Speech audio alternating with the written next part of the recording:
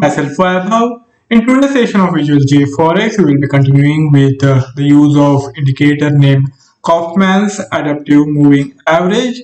This is the second part of this algorithm development session, you can say series, and we will see how we can utilize this indicator to our advantage. There is a kind of a demonstration, basic version. We are not really going into the complex varieties just yet. We will be using this single indicator along with a couple of historical candle blocks and some simple calculations to get the desired conditions. And we will see how we can design and develop the algorithm which should be functional. Here we are not really looking into the profitability. We are simply trying to build the functional algorithm which then can be modified to make it profitable.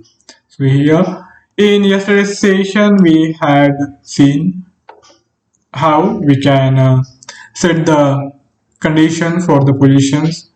The position amount has been defined at 0. Then we have done the instrument subscription to make sure that even if we are running the algorithm on account where we will be trading on multiple instruments, the algorithm should only trade on the given instrument, and that's why we need the instrument subscription.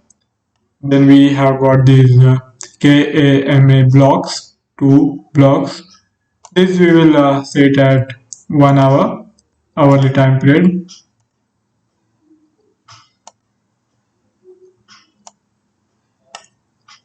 Okay, this also needs to be changed to hourly, and shift will be 1 and 2.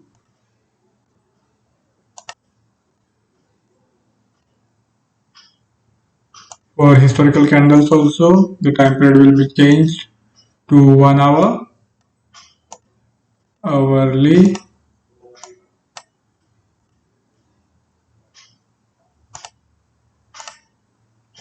this also needs to be changed.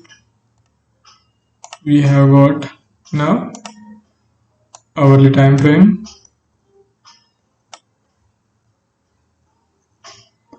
Okay, this sounds good enough. Now, as I said, we are only using the single indicator, and I would like to remind what are the conditions needed for the execution of the trade. We need the KAMA to be rising and the price action to be above this KMA line for the buy trade to be executed. For the sell trade, the price action should be below the KMA line and the KMA value should be falling. And for that, we will be doing the comparison of KMA 2 blocks which we have taken, and only if the KMA value is declining, then only the sell trade will happen. If the KMA value is rising, the buy trade will happen. And also we want to make sure that there is enough of momentum and the correction has also happened. So we will set the condition that the prior candle, we will have to take the penultimate candle, not the last one, and last candle should have closed in green and the prior candle should have closed in red, and there should be enough of momentum, enough of volatility also for the trade execution. And for sale trade, we will need the last candle to have closed in red, while the prior candle, the penultimate candle, had closed in green with some gains. And also we will set the condition that trading should happen only after getting close to the KMA line. That means the buying momentum is coming in, and to make sure that is the case, we will also use the candles high and low values to set the desired condition. So let's get started for today's session. We now head to the Visual Jforex board, which has been developed by Dukascopy Bank SA. For setting the volatility condition, we will also need to do one more calculation for defining the minimum pips for the underlying instrument. We will need this BD and SD. There is buy difference. When the candle has closed in green, we want the difference between the closing value and the opening value to be greater than the minimum pip difference. I think for Euro USD 5 pips should be good enough. 5, 6, whatever, as per your requirement, you can change the value. For today's session, I am sticking with 5 pips. So here we go to the on candle instrument, and we take candle instrument pip size. We define new variable, create new variable. As I need 5 pips, we will name it pip difference volatility. Okay, VPD. Okay, and the start value will be 5. Alright, we got this. Now, new variable has been defined. We need to carry out the calculation A1 into A2. A1 into A2 is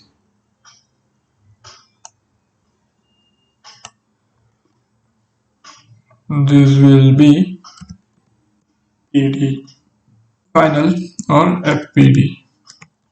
Final, FPD. Okay. So this is the requirement of 5 pips. The candle difference should always be greater than 5 pips. And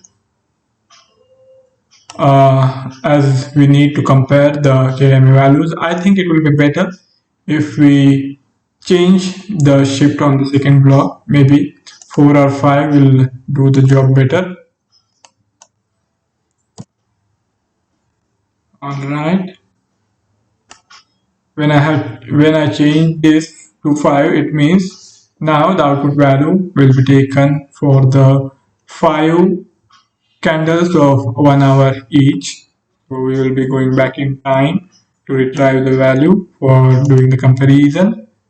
MA10 and MA11. Okay, basic requirements are in place. We bring in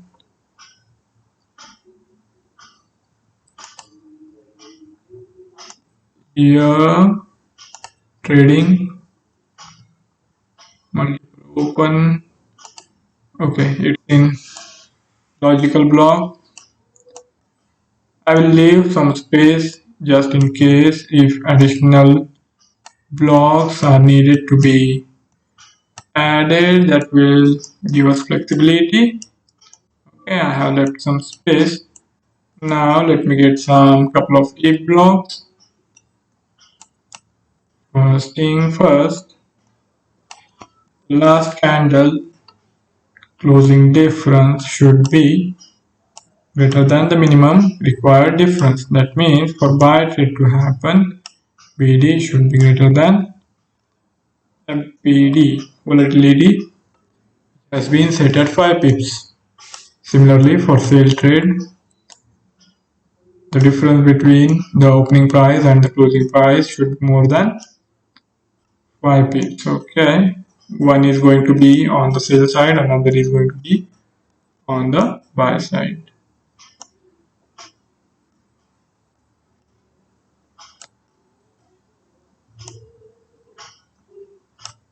Alright, now let us first define the buy side and then we will define the sell side.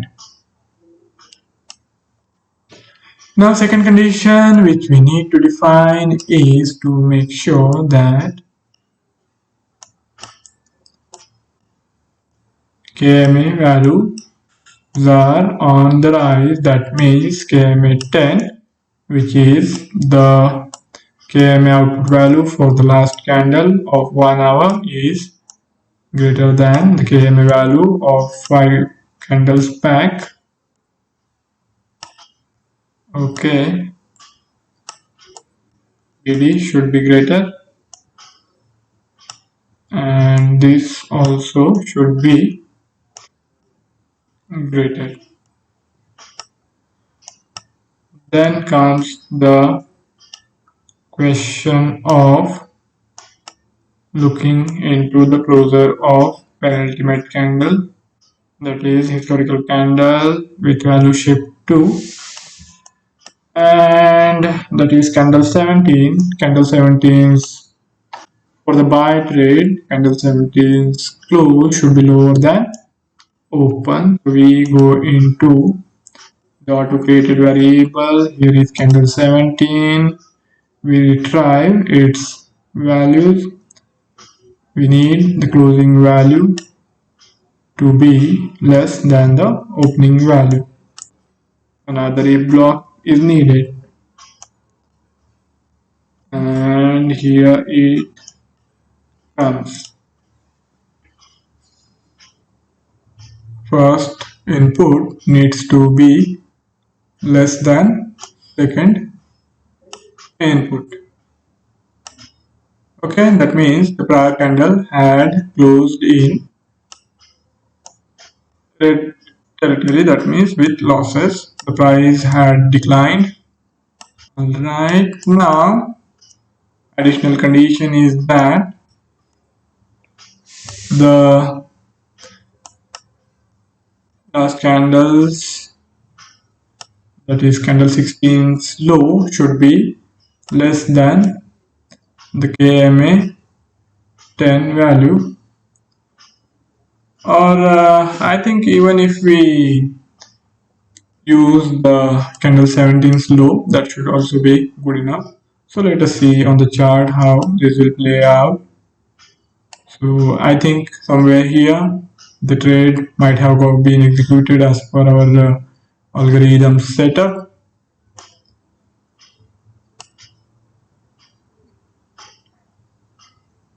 We can use any of the one condition. I think there will be some minor difference, but you can try out. For this session, I will stick with shift 1 value, candle 16, and candle 16's low needs to be lower than KMA 10 value. KMA 10 is here. Okay, good enough.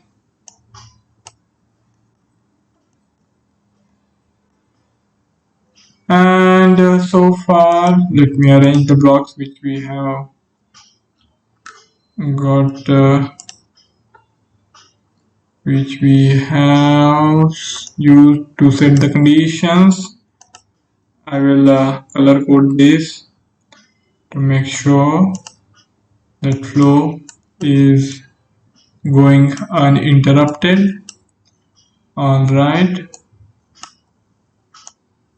this looks good enough.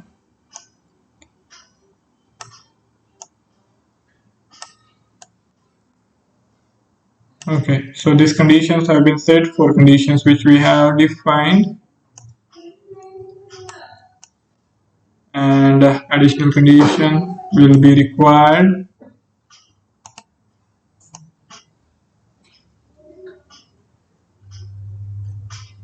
So here we also need to take 10 seconds block for pinpointing the execution point.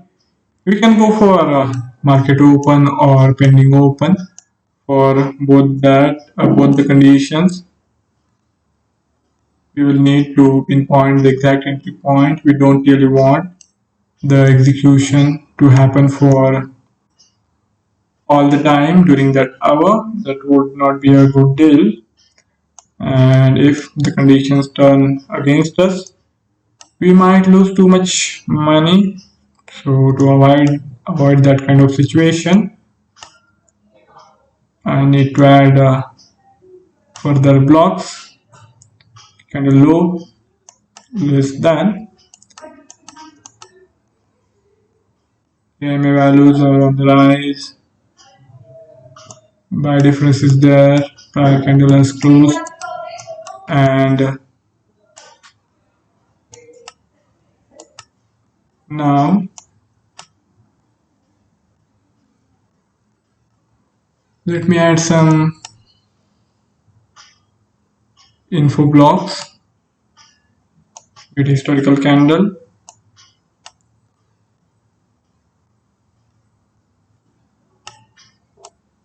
We will need two historical candles here, and then we will use the last hourly candles closing value and these two historical candles closing values of 10 seconds to pinpoint the exact entry exit point.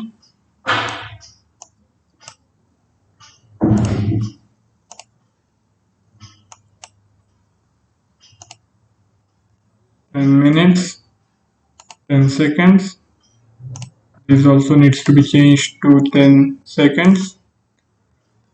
And one should be shift 1. Oops. Shift 1 and this shift 2.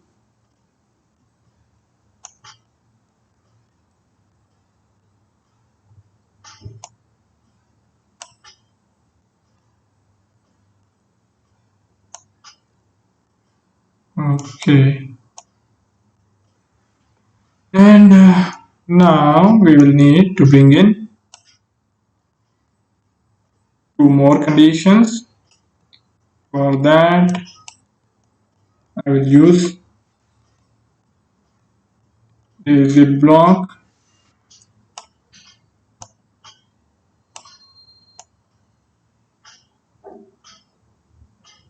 and we will need to get the closing values for these candles 27 and candle 28. So here is this candle 27 is with shift 1, candle 28 with shift 2. Candle 27's close should be greater than candle 16's close. Candle 16 is hourly candle, last hourly candle.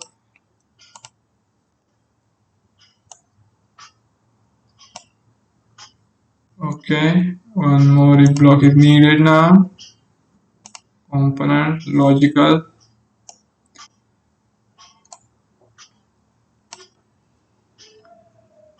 And here we will need candle 28's closing value. Candle close.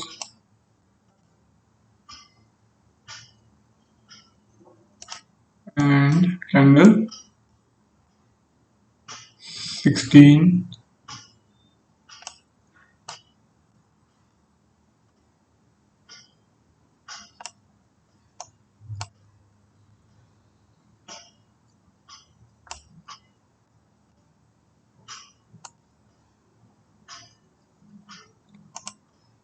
So we take candle 16's closing value. Okay. The last should be greater, the 10-second candle value with shift 1 should be greater, and the 10 seconds candle with shift 2 value, closing value should be less. That means, okay, and I will need one trading block, open at market. But in today's session, we will not define its all the input values. We will keep as default as we are running short on time. And tomorrow's session, we will carry out some changes here while building the sell side also. And this should be less. Okay, that means whenever value will try to go up, the price action will try to move higher above the last hourly candle's closing value. The trade will be executed, and if that doesn't happen, no trade will be executed. We will be on the safer side. So that's it for today's session. I'll be back tomorrow to complete the sell side, and also I will explain how we can change this default stop loss and target price and customize both the value as per our requirement. Thank you all for joining in. See you tomorrow. Tomorrow is Sunday, so we will be back on Monday only. Goodbye.